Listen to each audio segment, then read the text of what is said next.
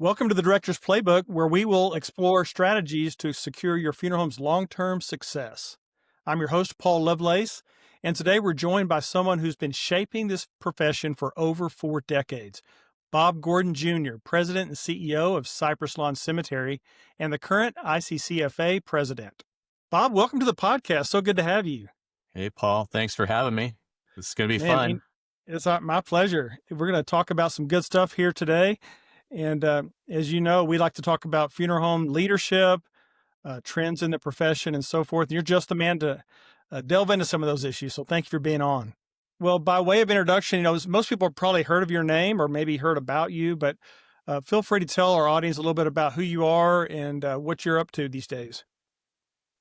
Well, I think a lot of people know I'm a fourth generation cemeterian. My family got into the funeral business in the early 60s. We had a 100-acre cemetery before that. I grew up on the cemetery grounds. My first job was sweeping headstones for a dime a row with flat headstones. A dime a row. A dime a row. So how much did you make in the day? Well, as much as I could, but I'm sure my granddad didn't want to pay me too much for it. I think back then minimum wage was, once I got on when minimum wage, it was $2.10. But mowed lawns, dug graves, did everything out in the cemetery, then started picking up death certificates. In the old days, used to have to drive to the doctor's office and get the death certificate signed, wait at the emergency rooms, all of that. So, good times right there. Being on hold with the newspaper. Yeah, just waiting, Classic. waiting. Nobody does that anymore. Thank goodness. Cleaning the cars, and then got an opportunity to start making funeral arrangements on At-Need Cemetery, At-Need Funeral, and typically spent 6 hours a day in an arrangement room with 3 different families, going through that process. And then once they all left, I'd get the files out and start, like you said, calling in the obits, getting the vaults ordered, making sure that we had the caskets and all of that. It was a great experience. From there, we were universal counselors, so we went out at night and sold pre-need after that. Wow. In the old days, you used to go to people's houses to sell pre-need, and also after the service. Knock, knock. What you did? Did a lot of that, and worked for the family business for a while. And I could talk about working for family businesses all day long. And after a while, I took an opportunity to leave the family business. Went to work for a company called Truesdale Enterprises. They owned a big cemetery in Hawaii and San Diego. Did that for a few years, and they gave me an opportunity to run a big sales team. Then Stewart Enterprises purchased them. I was with them for a few months, helped them with the transition, and then went to work for SCI for 12 years or so. Left there and went to work for Carriage for 3 years up in the Bay Area, which was a great experience. Loved that. And then went back to SCI and ran Orange County and San Diego, so basically Southern California. On the sales side, had a few hundred salespeople and 12 locations. And then about 9 years ago, the then president and CEO Ken Varner, a lot of people know him. Yeah, I know Ken. I haven't seen him in a while. Yeah, he called me up and asked me. He said, "Hey, I'm thinking about retiring. Would you like to interview for my job?" And I said, "Are you crazy? Why would I want to just work at one cemetery?" Yeah. Had no idea much about it. I did actually do some family service training for Cypress Lawn back in the 90s, but hadn't really been back there. But in the end, I ended up taking the opportunity. It was a great way for me to move back into sales and operations, not just sales. And I'm having the time of my life. Yeah, what a journey. That's incredible. You've learned a lot of things along the way, I'm sure. We'll delve into some of that. I know recently you've taken the helm of the ICCFA as president. So how'd you get involved with that opportunity? Well, when I was in my 20s, I actually, was very active in the state association and ICCFA. And then when I became a sales director with some of the publicly traded companies, you're just busy chasing quota a lot, and got a lot of responsibilities, and did a lot less of ICCFA. But I had made it to the vice president level probably in my late 20s, early 30s before becoming less active. It was only ICFA back then, though, right? When did it become Yeah. ICCFA? They added another C in there. Right. Well, I think it was even ACA Oh, back back that then. long ago. We're showing But our age, but that's okay. yeah, and then when I came back to Cypress Lawn, there was an opportunity to get back with that, and it was a wonderful reunion for me. I got to get real active and teach at the university, and make my way through the chairs. Totally loved all of that. Interestingly enough, a lot of the people across the country, they knew me when I was younger, and they called me Bobby instead of Bob, because they knew me when I was a young guy, and they still call me Bobby. So yeah, I started at ICCFA when I was young, and now I'm finishing up as president. Excited. My dad was the president before, and so that's Perfect. pretty exciting. And It's in we're the probably genes the then. only three generations that have been president of our state association. Okay. So, Leadership is just in your blood. uh, Uh, I think it's more about giving back, right? Giving yeah. back to a industry that's taken such good care of I us. tell you, I've got some good memories at ICCFA. I mean, I've gone in a while, but we used to go to the sales conference in Las Vegas every January. You've probably been there a number of times. And I don't know Yeah. about you. I don't know if you had ever heard Gary O'Sullivan speak. Do you I know him think very I have well? some of his cassettes in my closet right now, and you I'm still telling see you, he's still speaking. it's crazy. I mean, when he did those little pre-need talks, like what do you call them? Fireside chats or something. Yep. He did fireside And chats, and I now we call remember it some dead of the talks. nuggets there. He would say things like, sales don't get better, salespeople do, and things like that. And they were great nuggets, but they were good, and I've never forgotten that. Yeah, I think about, like, even now, sometimes when I'm speaking, I hear a Southern twang, and I'm not from the South, but I learned from Gary O'Sullivan and a lot of those guys, and mimicked their presentation when I was growing up, and I still speak a little Southern. Oh yeah, he. I think he said, "Let's call people if you can, call them folks." Uh And huh. Yeah, I I use remember that some of word. those. I don't know. He had some good little nuggets. Do you remember? I know he also had talked about just how to get referrals, just some of the basics. I remember he said, "Pre-need, we don't sell it for what it is; we sell it for what it does." For what it does. Good job, And Paul. yeah, I was paying attention. I took notes, Yeah, but I don't know how many years ago that was. It was probably 10 or 15 years, but I still use that. In fact, I was giving a talk to some of our younger folks a couple weeks ago, and I resurrected that. Maybe that's why I remember it, but it's powerful. Anything else you remember from Gary O'Sullivan? well, I was just representing the ICCFA in Buenos Aires a couple months ago. That's a long ways south, by the way. It's very close to Antarctica. I thought it would be warm there, and it was cold. But at one of the conferences, there was guys there that had Gary O'Sullivan CDs in Wow. Spanish.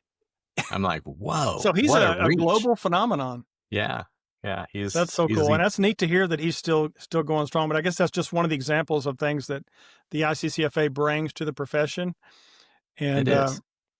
maybe there's more. I don't know if there's any other speakers that stand out to you over the years that you saw at ICCFA. Uh, I've had so many mentors over the years, and most of them are unfortunately gone now. But you Did know, you? the- I first heard of the book "Building a Story Brand" by Donald Miller. You've heard of that book? yeah, yeah, And I first heard of that book at ICCFA. yeah. It's in my closet there. Um, Dave Warmby was one of my mentors. I remember coming up, and I heard about this guy who led 800 to 1,000 salespeople in Los Angeles, and it was just. But I just remember every word that he said, and he would talk about how you just take care of the people and helping Dave people. Warmby. Yeah, I think I Yeah. heard him speak maybe one time, but he didn't stand out to me quite as much. I know he had quite a prolific sales career indeed. Yeah. That's so cool, and there's many others. I guess from the ICCFA membership standpoint, the old saying, "Membership has its privileges," and so to be member of ICCFA, I guess for our audience sake, what are some of the benefits that they can look forward to as being a member at ICCFA and participating? Well, for sure, I still think relationships are the most important thing. I mean, the more connections, the more um, side groups within ICCFA where study groups where you can get together Yeah. is So just super the helpful. networking. The networking connections are important. I would say that and I belong to every association organization that I can, and probably more than I have time for. ICCFA has the best educational platform of any of them. The Dead Talks for sales in Las Vegas is bar none the best thing out there. The Leadership Summit has taken a turn from not just a golf tournament, but also an experiential meeting, which is amazing. We just spent 2 days out at a cemetery mortuary watching Celebration of Life and all sorts of unique approaches to what we do out in Knoxville, Tennessee. And so that's super cool. And the convention for sure with the new theming of an experience is an Yeah. amazing piece, kind of like a circus where you have different stages underneath one tent, and there's an opportunity to meet and greet with all of your friends, make new friends, and then step on and listen to a talk on helping families through grief. Move over to another one and find out about the new tech approaches that you can use to nurture leads and connect with Oh, families. All sorts of cool stuff. there's a lot there, and I know Kevin Gaffney always talks about ICCFA University, and Yeah.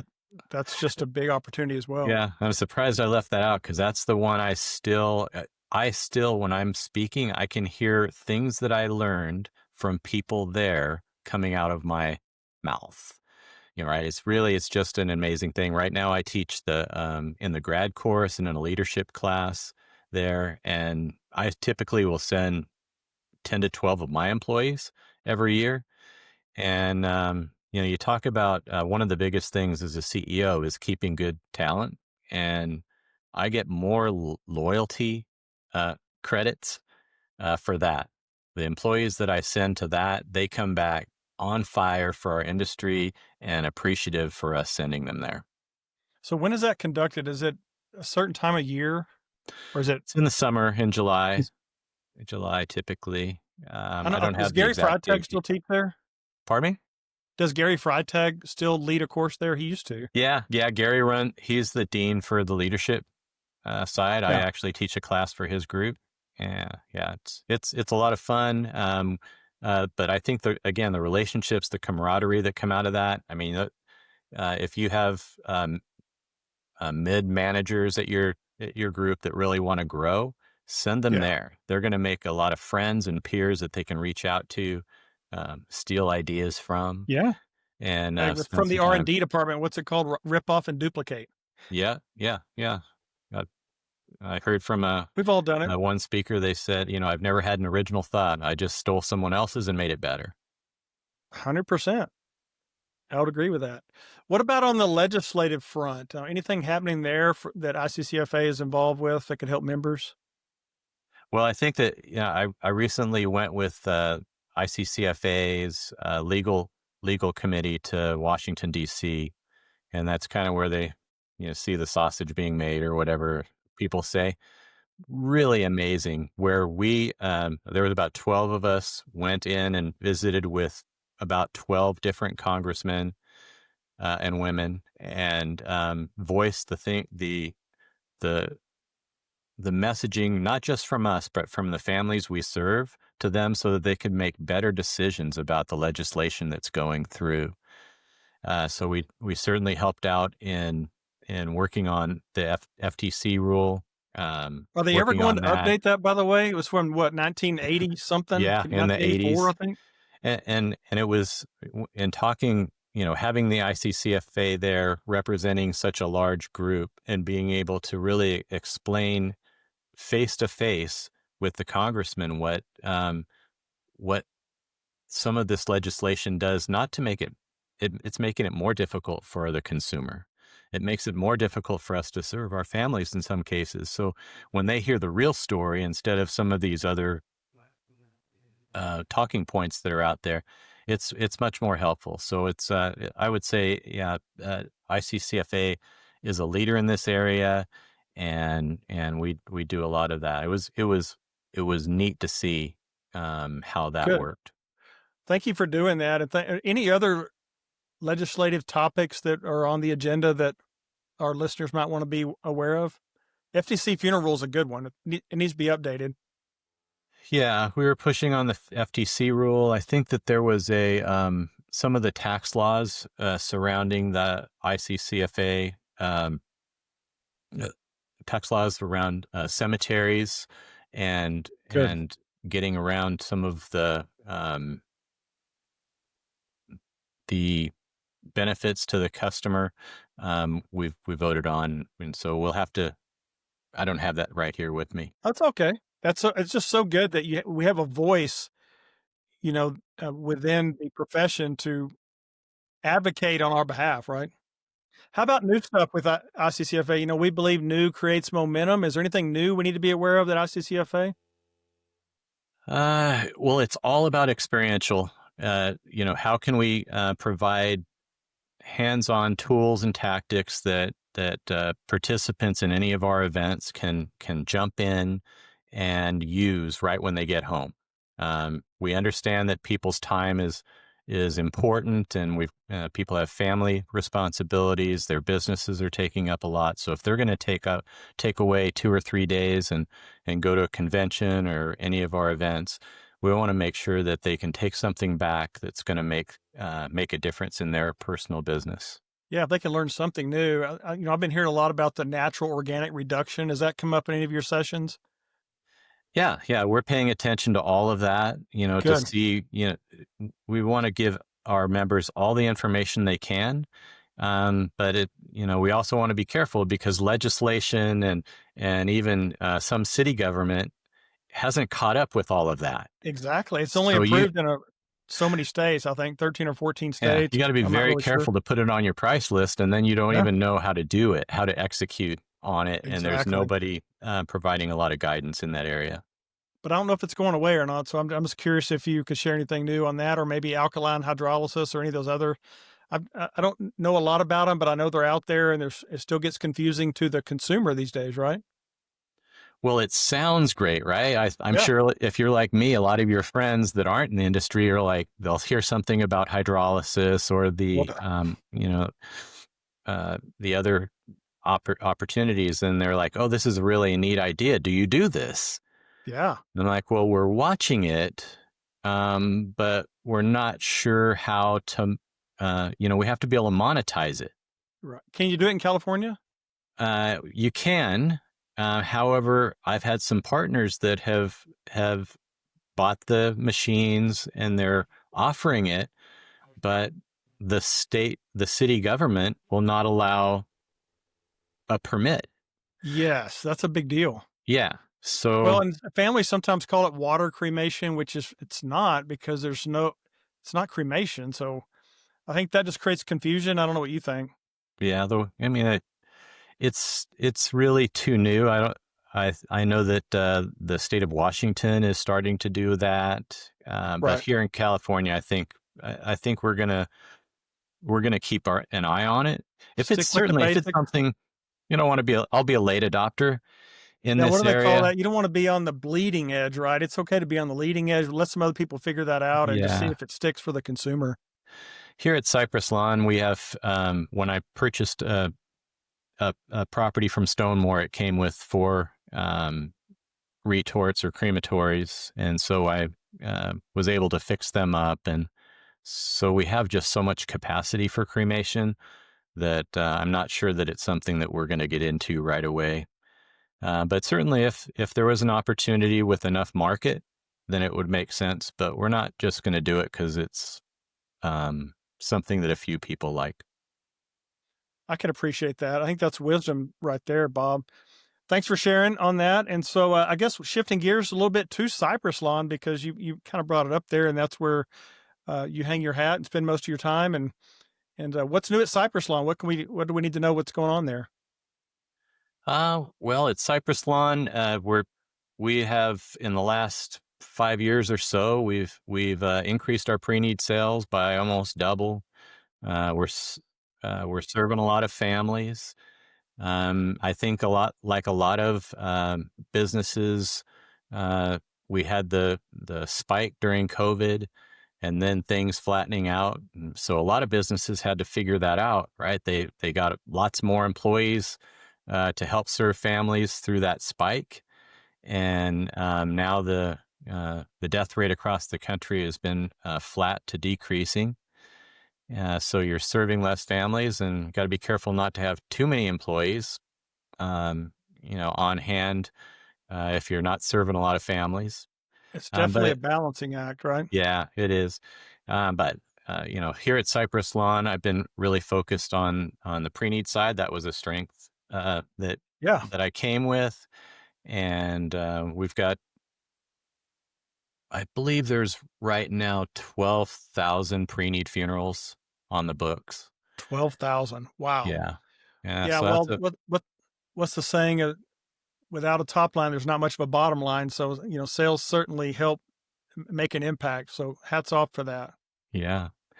Yeah, so that's a big piece. We're keeping an eye on that death rate because we know it's coming. With those that backlog of pre-need, making sure that we have chapel space, event space, uh, mortuary space available for that. You mentioned Gary Freitag. He presented at ICCFA recently and talked about how the actuarials are showing that the spikes probably next year or the year we'll start seeing growth, the death rate uptick with folks like me, baby boomers, that are in that loop. And so we just have to be prepared to serve those families at the level or better than we're doing now. And so focused on that piece of it. I'm buying land on a regular basis. We have 120 salespeople right now. So we do a lot of pre-need cemetery sales, as well as funeral. 120 salespeople. That's impressive. Yeah, that's a And lot to manage there and lead.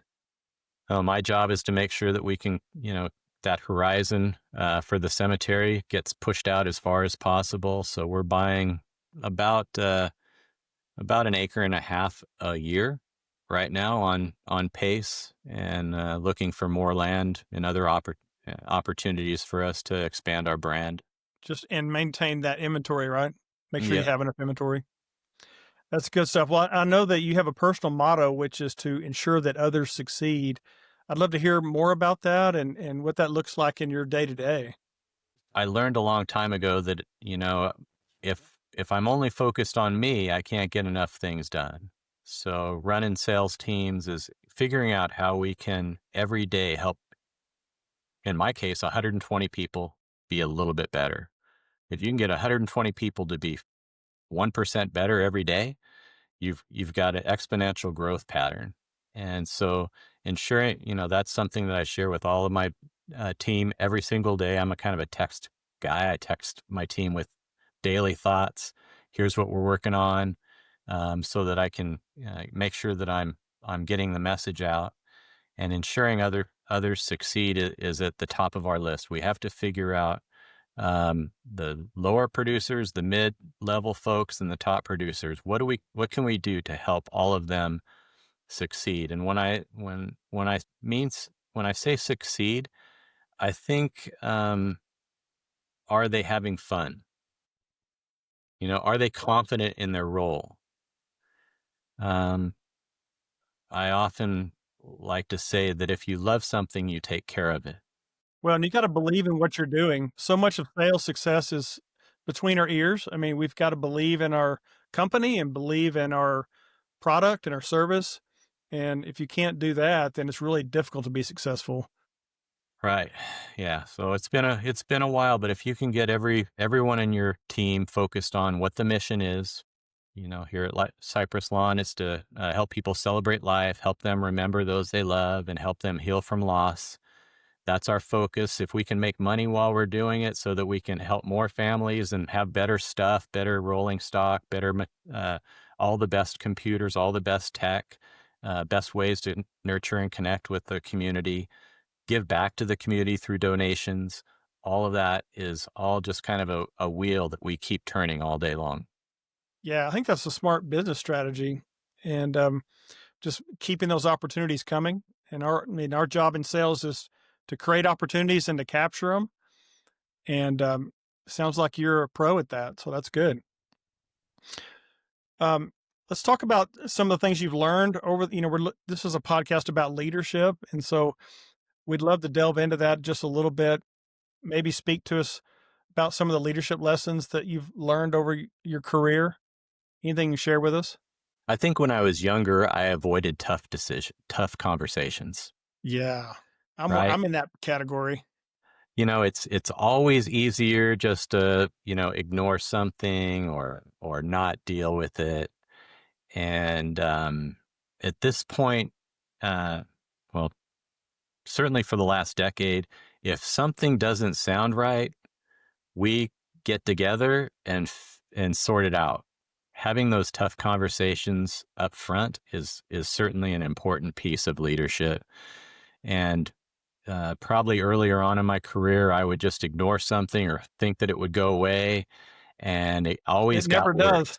It gets worse. Yeah, that's It worse. gets worse. So, just having that, and it's kind of like a red button on your desk. I push that button. I go, okay, we're going to go fix this. Something isn't right. If there's smoke, there's fire. Let's Indeed. let's fix it. That certainly is an important learning that I had. That's Um, a great lesson because so many people, all of us, myself included, tend to procrastinate, right? We'll just want to put it off. But I think it's good advice to go ahead and handle some of those things right away. And, you're doing it out of love and out of respect. And if you have an open, honest conversation, then something constructive is going to come out of it, right? yeah, I That's what I think believe. another point that kind of resonates, especially because I think a lot of your listeners are independent operators and family businesses. Is in family businesses, sometimes they don't have those tough conversations. But another thing that I tend to focus on a lot here is making sure the right people are in the right seats. If someone is not the right person to be in sales or to be in funeral arrangement or to be in management for that matter, right? Not everybody can be a manager. Um, and we have that a lot in our industry, right? We take this top funeral director. He's so amazing with families. He just does everything right. The families always give him good remarks. And then we make him a manager Yeah. and it And falls that apart. doesn't always work out well, does it? It almost never does, and that's unfortunate. But that same thing on the sales side. We take a top producer and then put him in charge of a team. Well, that salesperson is, we love them because they thought about themselves all the time, and we promoted that, and Yeah. then we make them a manager, and now we say, okay, now we want you to ensure others succeed, and that doesn't resonate with that person. Oh, That's that's not their almost thing. counterproductive, I would say. Yeah, yeah. So having the right people. Um, we don't do it here yet, but I love personality profiles where you can kind of match up what people's tendencies are. Because if they're doing something that's natural to them or they would enjoy it, you put them in that role, they're going to flourish. All you have to do is give them some tools and tactics and processes or habits, and they're going to do great.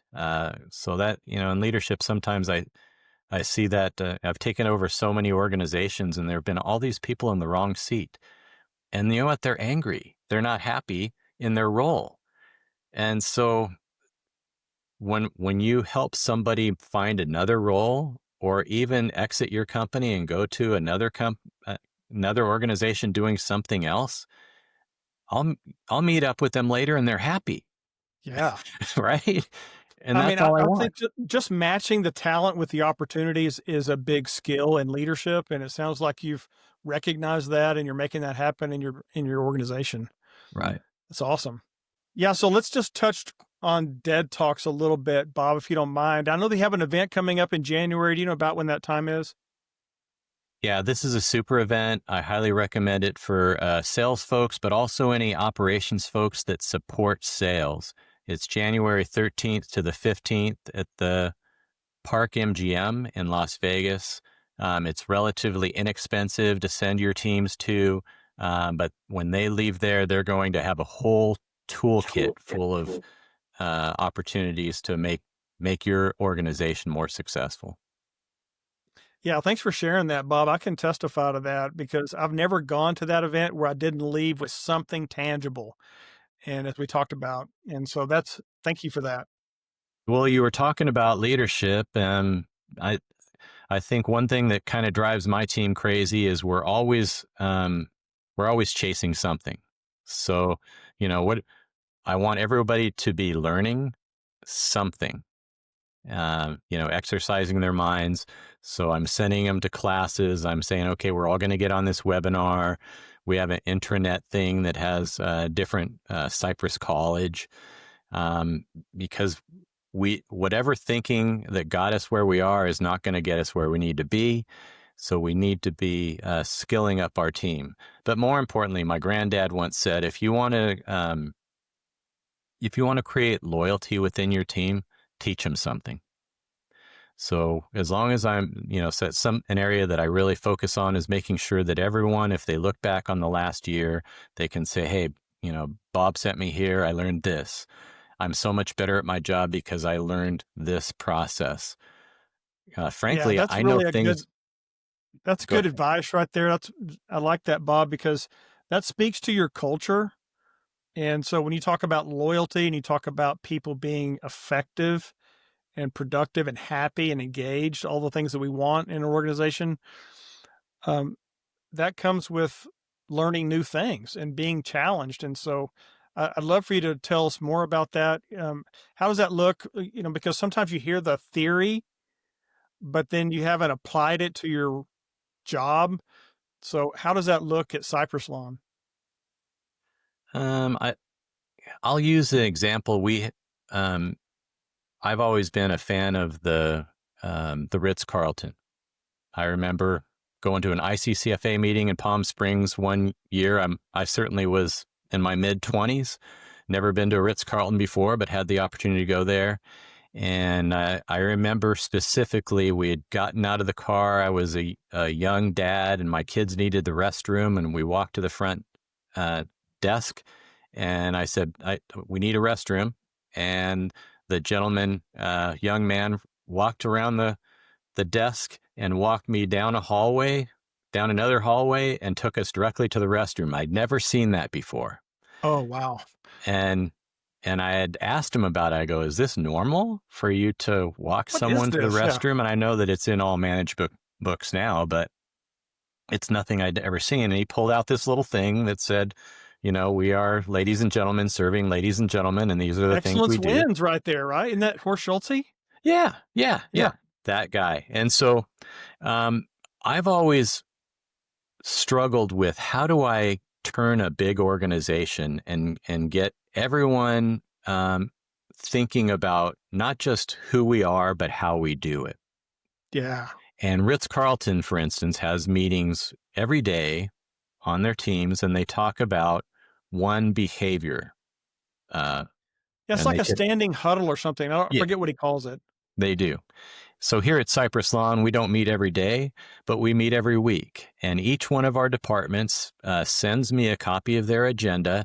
And the first 5 minutes is on a behavior like we go above and beyond.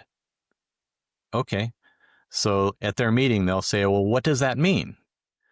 Yeah. What Well, does that it look might. like today? What's that look like? And so the conversations will be around, like, the funeral director will say, instead of waiting in the arrangement room for the family, I'm going to meet them in the lobby, or I'll meet them out in the parking lot and get the clothing and carry it in for them. The grounds guy might say, what does that mean for them? When the procession's going up through the cemetery, they get off their Toro lawnmower, they take their hat off, and they stand and let the car pass.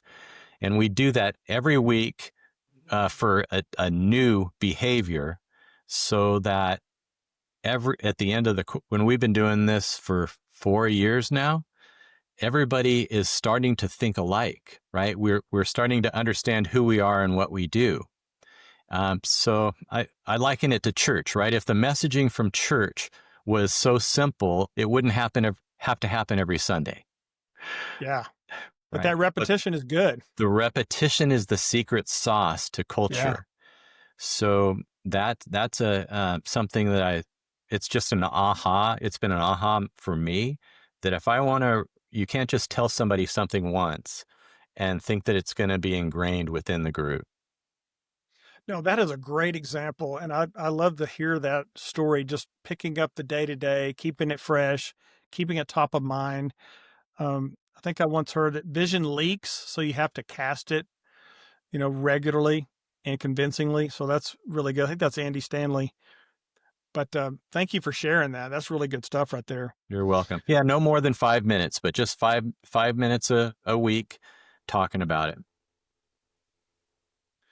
Good deal. Well, let's talk about growth a little bit, and we talk about some of the opportunities for growth and innovation.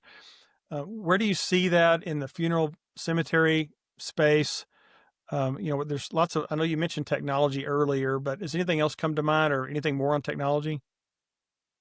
Well, one of the things that's exciting right now that we haven't had because of technology is our opportunity to connect to more families.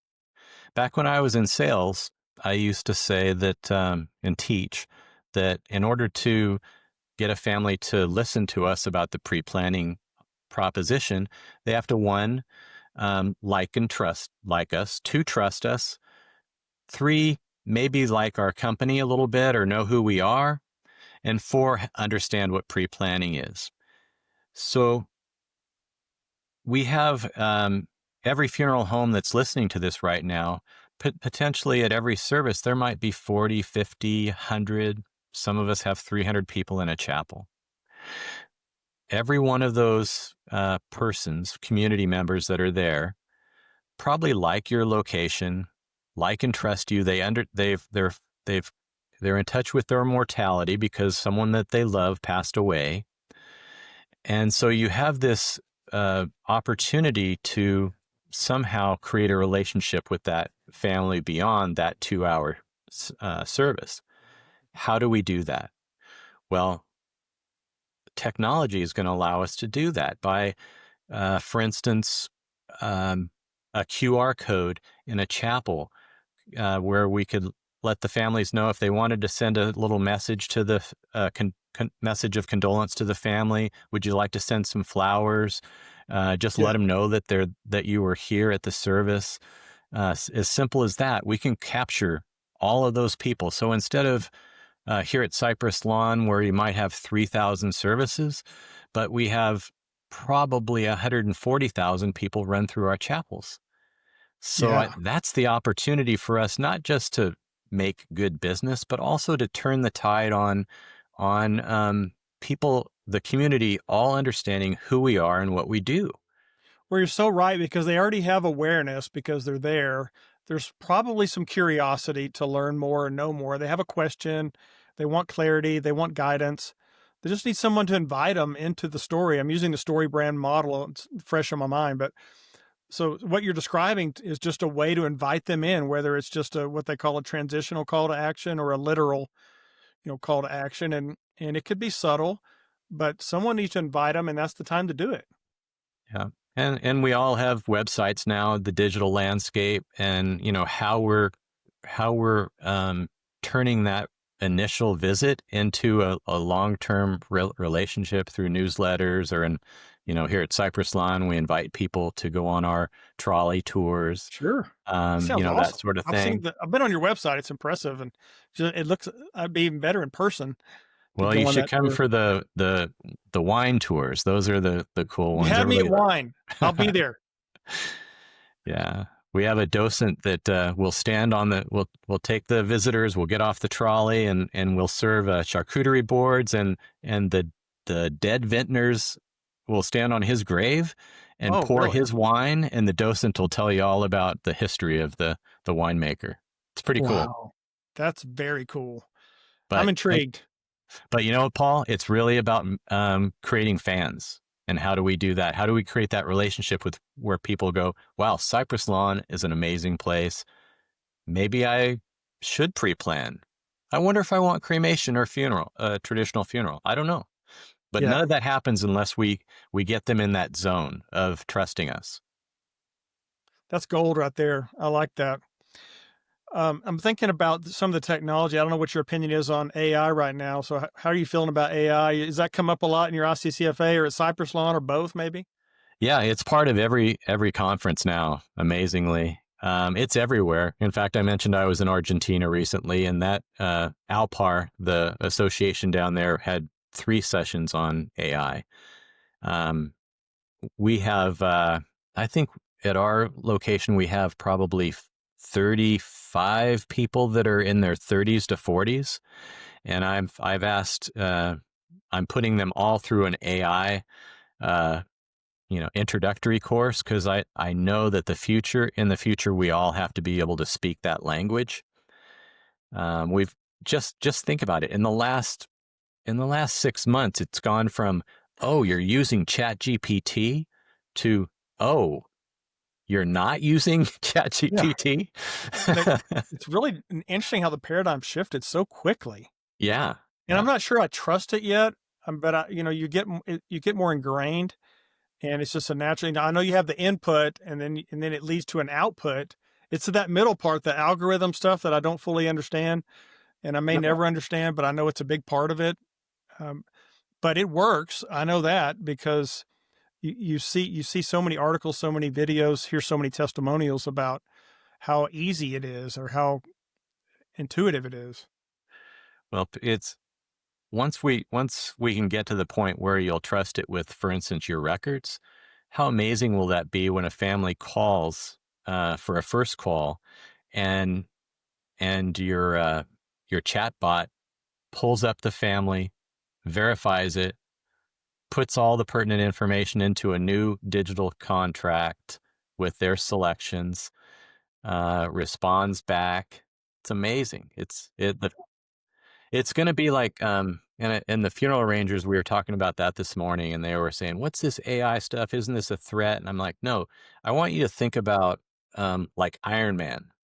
Iron Man has a suit, and the suit makes him Iron Man instead of just a regular guy or girl. And so you'll still be the person that's helping this family through the worst day of their life, but you'll have these screens and tools and ways to serve the family, that is just going to be amazing. Think about it. If you could, and we're very close already. I actually have a few developers that work for me, where we'll be able to say, hey, our bot is called Sarah.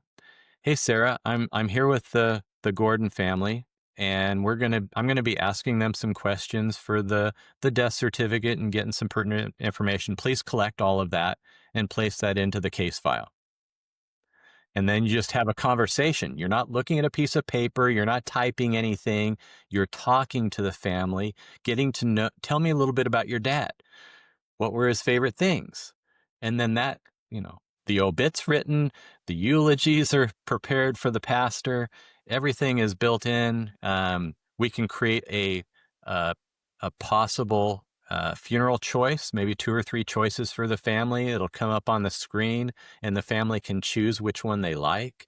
Think about that. The interaction between the funeral director and the family is just going to be taken to a new level. Yeah, I agree 100%. And I think AI just needs to be looked at as a tool like any other tool to enhance our existing job, not to replace us, but to make us better. Yeah. You had asked earlier, what are some leadership um, skills or tools, and one of the latest learnings that I had around that was first, there are like my dad or my grandfather, they would make decisions, and then that's just how it was. But the best decisions we can make it as an organization is if you have a very diverse group of people with input. So I want a voice from every kind of person if we're going to talk about moving in a certain direction with an initiative. But in addition to making sure that I have a funeral director, a grounds guy, embalmer, a accountant, a tax guy, whatever, all in the room, I want to have my AI partner, my Sarah. I want her listening in to what we're saying, and then also providing some contribution because she's reaching out into the internet and pulling information that we don't have access to. It makes the decision even better. Yeah, it really does, and it makes you think about things you may not have thought about for whatever reason. And we've been successful, and your organization's been successful. ICCFA has been successful, but one of the things that success does is it breeds complacency. And so I think whenever you incorporate some of those ideas, it really helps us. It really helps us avoid being complacent. And Right. so I like that you're doing that, and I think that more people should consider that as well. Let's touch on some advice because I think you're in a position now. You probably got fewer years ahead of you than you have behind you, just like myself. And Yeah. you probably have some advice that you can share with our audience. What stands out to you, maybe? Well, I think in the end, I'm, you mentioned our, where we are in life. And at this point in my life, I think most about the legacy that I leave behind. Yeah, I'm not going anywhere, but how will I be remembered? It's kind of our business anyways. But what is it? Every decision that I make right now, even in the organization or at my home is it, how will it be remembered? What's the legacy that would be left behind? And so I think that if I could go back in time, and I think I did an okay job at it, but I would spend more time focused on defining my personal brand, who I am, what do I stand for, what does that look, how do I show up? You know, you uh, I think there's probably some younger leaders listening in on this. Think about your personal brand. How do you show up every day? How will you be remembered? What are some things that you stand for? And then do the same thing with your department or your organization.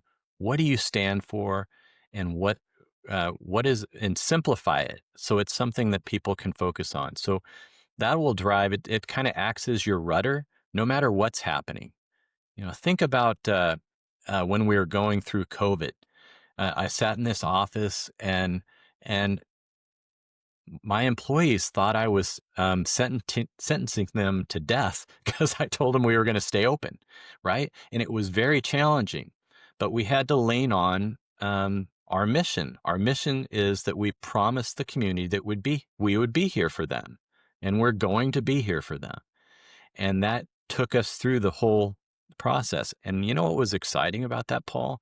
We got through part of it, and we thought this really could have been the beginning of the end for an industry, right? Because they were saying no funerals, and all the politicians are not going to have any funerals. Well, guess what? Our families didn't take that answer, not right? at all. You told a family that they couldn't come see their mom, or only 3 people could come in the room at a time. They didn't like that, Oh, they and were that hot about it, yeah, or they didn't want and to have. rightfully Oh, so. what do you mean we're not going to have a funeral? We're going to have a funeral whether you like it or not. Especially here in California, they'd have the police here, and we'd say, well, if you can go tell them. So the neat thing is from that, and the takeaway that I had is that we do live in a industry or a profession that is purpose driven, and the purpose, no matter how much tech gets involved, we're still here to serve families and help them through a most difficult situation, and nobody can do it better than we can. That's great advice right there, Bob. Way to end it. I feel your passion, and kudos to you for standing on your principles. Bob, it's been great to have you on. It's been our honor to host you. Thanks, everyone, for listening to today's episode of the Director's Playbook, where we share strategies to help secure your financial success. Have a great day, everybody. Thank you.